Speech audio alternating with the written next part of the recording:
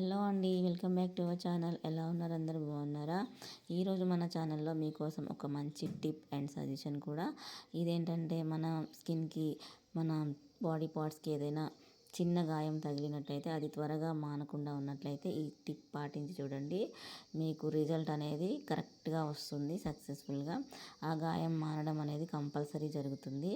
ఇది నేను 2 టైప్స్గా నేను యూజ్ చేసి చూసాను అనమాట.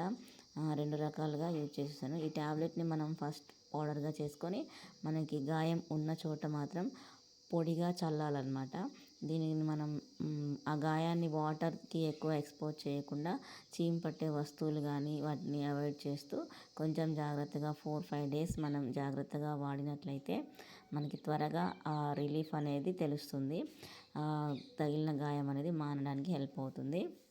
చూసారు కదా, నాకు ఈ గాయం అనేది తగిలి చాలా రోజులు అవుతుంది. కొంచెం నెగ్లెక్ట్గా ఉండడం వల్ల దీనికి అప్పుడప్పుడు చీము రావడం, త్వరగా మానకుండా ఉండడం జరుగుతుంది. దీనికోసం ఒక పారాసిటమాల్ ట్యాబ్లెట్ని మాత్రం నేను 4-5 డేస్ కంటిన్యూగా పొడి చేసి చల్లడం జరిగింది. దానివల్ల త్వరగా రిలీఫ్ అనేది చూసామన్నమాట. ఫస్ట్ టైం నేను వాడిన ఆ చిన్న గాయం ఇంకో కాలుకి ఇది ఫింగర్స్ దగ్గర సాల్ట్ పడిందనమాట, వేడి చేసిన సాల్ట్. దాంతో రిలీఫ్ కూడా అయింది.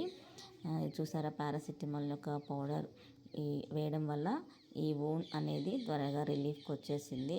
ఇంకా 1 డే 2 డేస్ అయితే ఇది పూర్తిగా తగ్గిపోతుంది. చూసారు కదా, ఈ టిప్ మీకు నచ్చినట్లయితే ప్లీజ్ ఫాలో అవ్వండి. Thank you.